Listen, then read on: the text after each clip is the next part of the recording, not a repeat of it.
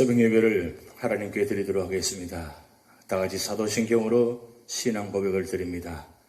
전능하사 천지를 만드신 하나님 아버지를 내가 믿사오며 그 외아들 우리 주 예수 그리스도를 믿사오니 이는 성령으로 잉태하사 동정녀 마리아에게 나시고 본디오 빌라도에게 고난을 받으사 십자가에 못 박혀 죽으시고 장사한 지 사흘 만에 죽은 자 가운데서 다시 살아나시며 하늘에 오르사 전능하신 하나님 우편에 앉아 계시다가 저리로서 산자와 죽은 자를 심판하러 오시리라.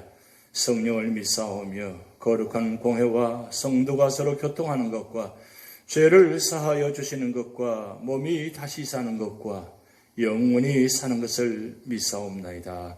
아멘. 찬송가 391장 오 놀라운 구세주 예수 내 주 함께 찬양 드리시겠습니다.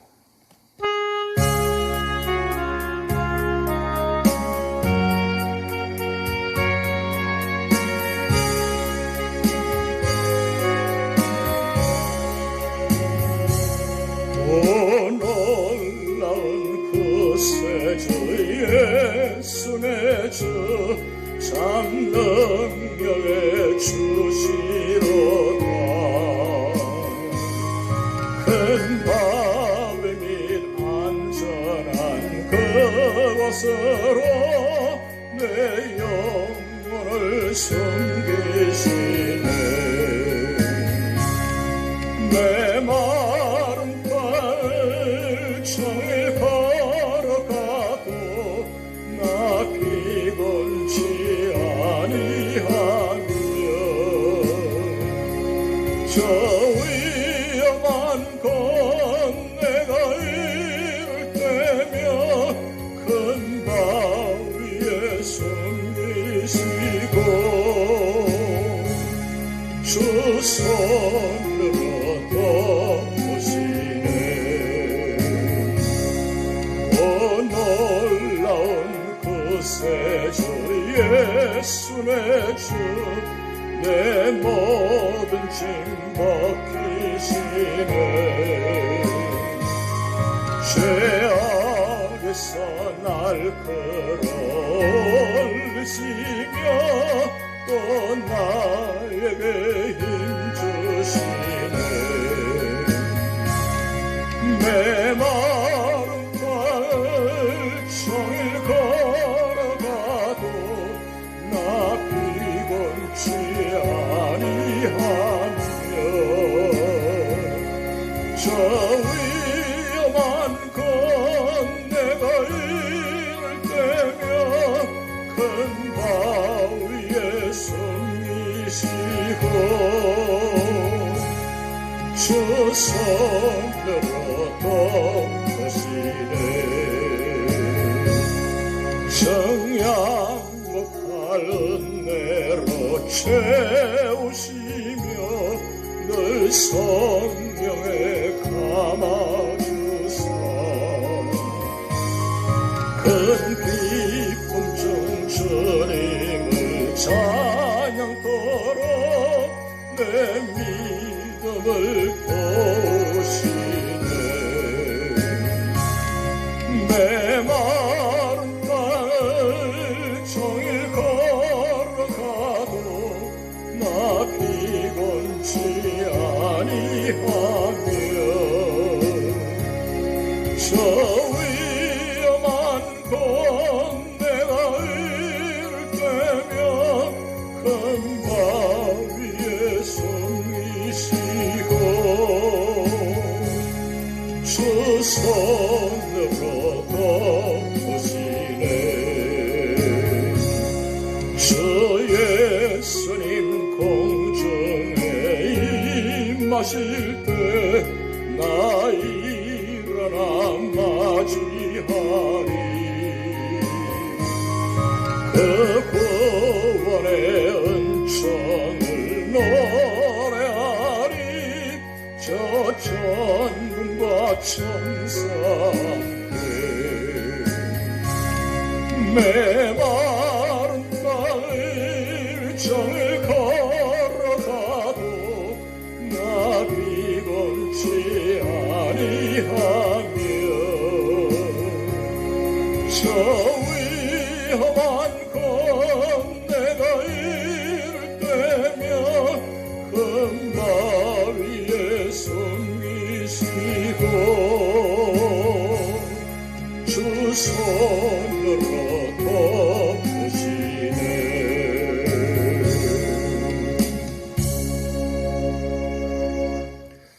오늘 우리 교회에 주신 하나님 말씀은 창세기 33장 1절에서 20절 말씀입니다. 야곱이 눈을 들어보니 에서가 400명의 장정을 거느리고 오고 있는지라 그의 자식들을 나누어 레아와 라헬과 두 여종에게 맡기고 여종들과 그들의 자식들은 앞에 두고 레아와 그의 자식들은 다음에 두고 라헬과 요셉은 뒤에 두고 자기는 그들 앞에서 나아가되 몸을 7번 땅에 굽히며 그의 형 에서에게 가까이 가니 에서가 달려와서 그를 맞이하여 안고 목을 어긋 맞추고 그와 입 맞추고 서로 우니라. 에서가 눈을 들어 여인들과 자식들을 보고 묻되 너와 함께한 이들은 누구냐? 야곱이 이르되 하나님이 주의 종에게 은혜로 주신 자식들이니이다. 그때 여종들이 그의 자식들과 더불어 나와 절하고 레아도 그의 자식들과 더불어 나와 절하고 그 후에 요셉이 라헬과 더불어 나와 절하니 에서가 또 이르되 내가 만난 바 이 모든 때는 무슨 까닭이냐? 야곱이 이르되 내 주께 은혜를 입으려 함이니이다. 에서가 이르되 내 동생아 내게 있는 것이 족하니 내 소유는 내게 두라.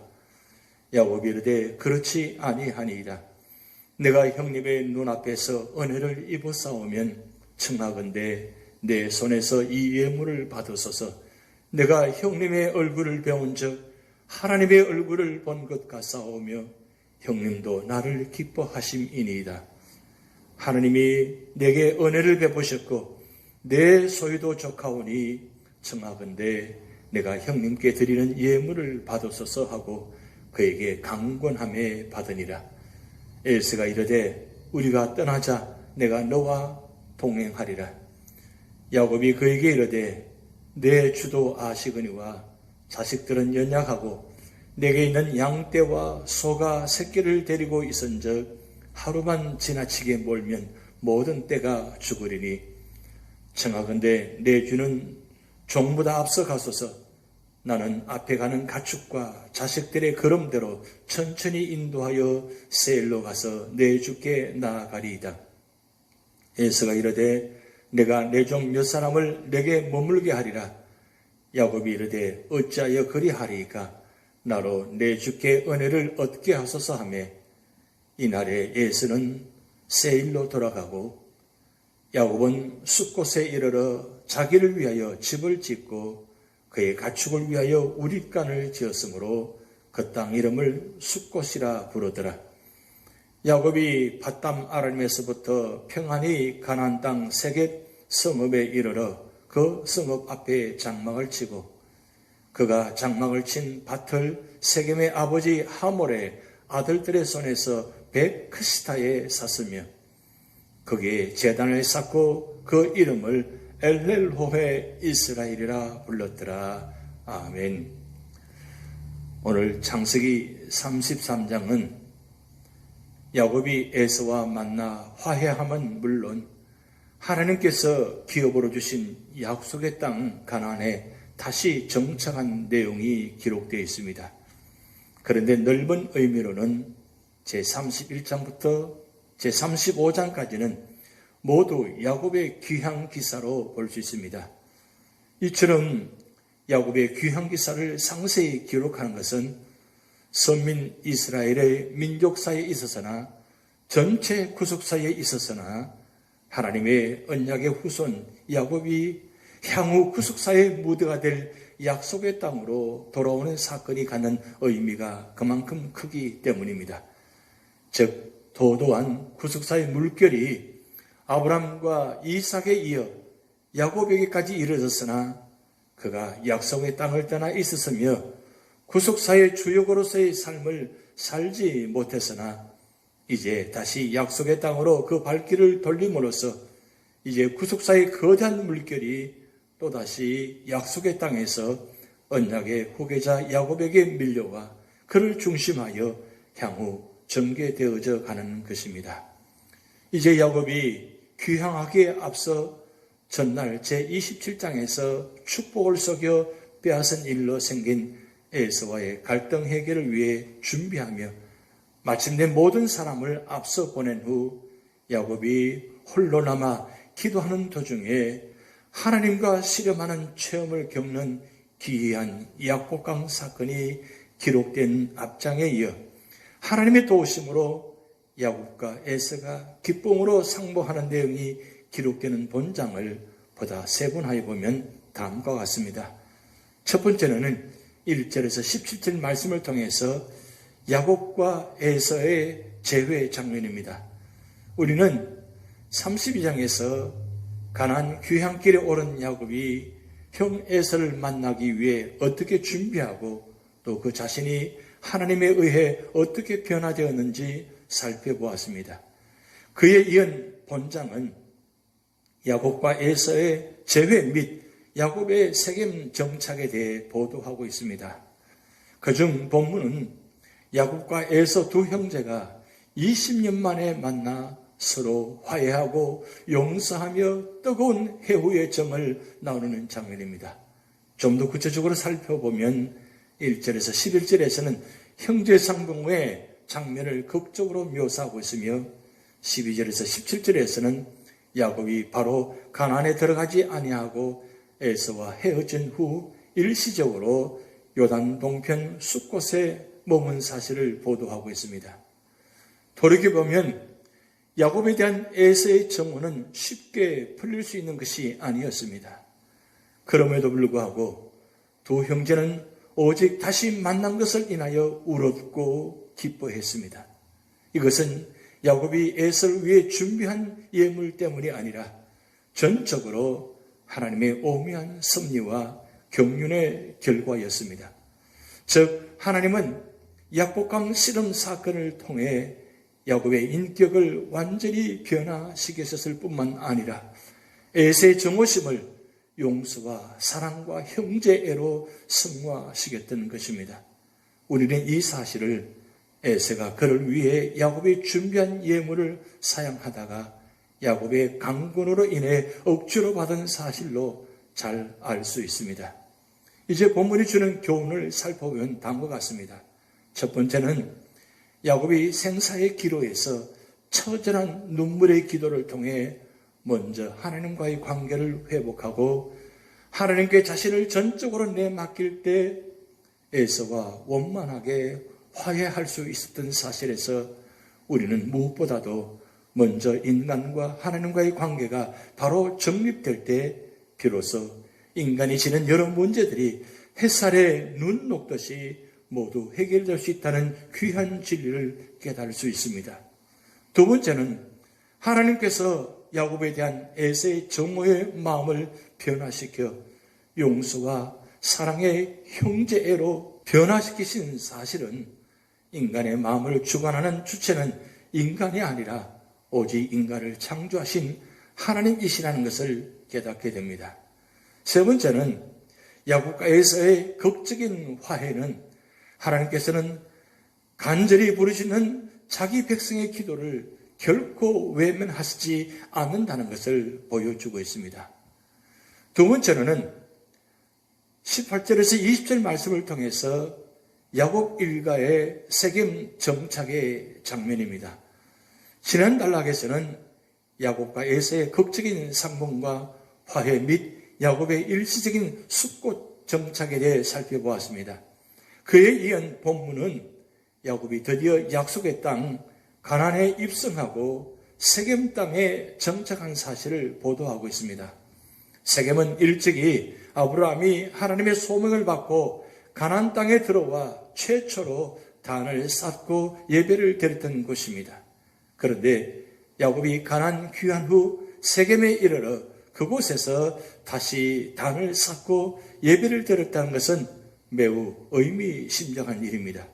특별히 야곱은 이곳 세겜에 단을 쌓고 엘렐호에 이스라엘이라 칭했는데, 이는 전능자 곧 이스라엘의 전능자라는 뜻으로 야곱 자신이 언약의 후손 곧 아브라함의 언약을 계승한 자임을 고백하고 확인하는 의미가 있습니다. 즉 야곱은 세겜에서 약복강 실험 사건 이후 새롭게 얻은 이스라엘이라는 이름을 사용함으로써 하나님께서 자기를 인도하시며 보호하시고 번창케 하셨음을 고백했고, 나아가 자신의 생애가 하나님의 뜻을 성취하고 하나님의 영광을 드러내는 삶으로 변화되었음을 고백하고 있는 것입니다. 이러한 본문은 오늘날 우리에게 하나님은 언약에 신실하셔서 반드시 성도들을 영원한 하늘 가나안으로 인도하여 들으실 것이라는 것과, 또한 하나님의 구원의 은혜를 입은 성도들은 항상 하나님께 감사의 제단을 쌓아야 한다는 것을 교훈해 주고 있습니다. 오늘 창세기 33장의 교훈을 살펴보면 첫 번째는 우리는 야곱같이 하나님의 도우심과 기도 응답을 체험하기를 원하는 것입니다. 두려움과 심적 고통으로 부르짖었던 야곱에게 문제의 해결과 평안을 주신 이는 바로 하나님이십니다. 우리의 모든 문제의 해답은 하나님께 있습니다. 사람의 마음을 움직이시고 우리의 처한 환경을 추정하시는 이는 하나님이십니다. 그러므로 우리는 오직 하나님 중심으로 살고 하나님을 경외하고 그의 은혜를 간절히 구함으로 항상 기도의 응답과 하나님의 도우심을 체험하기를 소원해야 되는 것입니다. 두 번째로는 우리는 겸손한 자가 되어야 합니다. 야곱은 고난을 통해 겸손한 인격으로 변화되었다고 볼 수 있습니다. 고난은 겸손 훈련을 위해 유익한 것입니다. 겸손은 그리스도의 제자들의 필수적인 덕인 것입니다. 예수님께서는 마태복음 11장 29절 말씀을 통해서 나는 마음이 온유하고 겸손하니 나의 멍에를 메고 내게 배우라고 말씀하셨습니다. 또한 사도 바울은 빌립보서 2장 3절 말씀을 통해서 아무 일이든지 다툼이나 허용으로 하지 말고 오직 겸손한 마음으로 각각 자기보다 남을 낮게 여기라고 교훈했으며, 또 겸손한 마음은 바로 예수 그리스도의 마음이라고 말하였습니다. 세 번째는 우리는 하나님께 단을 쌓는 생활을 힘써야 할 것입니다. 무엇이 하나님께 단을 쌓는 것입니까? 개인적으로, 가정적으로, 교회적으로 주 예수 그리스도의 이름으로 하나님께 예배드리고 찬송과 기도를 올려드리며 하나님이 주신 말씀을 묵상하고 실천하기를 결심하는 것이 하나님께 단을 쌓는 것입니다. 하나님께서는 우리가 신령과 진정으로 예배드리는 자가 되기를 원하시며 참된 예배자들을 찾으시는 것입니다. 하나님께 단을 쌓는 것은 영적 싸움에서 승리하며 육신 생활에도 성공할 것입니다. 오늘 창세기 33장을 통해서 하나님은 야곱과 에서의 만남을 축복하시고 서로 화해하며 용서하며 축복받는 장면을 보았습니다. 오늘 우리 모든 삶의 자리에도 언제나 용서하며 사랑하며 이해하며 받아주며 서로가 함께 품고 나갈 때에 하나님은 그 가운데 놀라운 축복으로 역사하실 줄 믿습니다. 다 같이 기도하시겠습니다. 하나님 아버지, 오늘도 우리 모든 삶의 자리가 야곱과 에서의 만남처럼 축복의 만남, 용서의 만남, 사랑의 만남이 되게 하여 주시옵소서. 그래서 우리의 삶의 자리를 통해서 주님 영광이 드러나게 하시고 축복의 자리가 되도록 인도하여 주시옵소서. 오늘도 우리의 삶의 자리에 아픔과 고통과 질병과 어려움이 있습니다.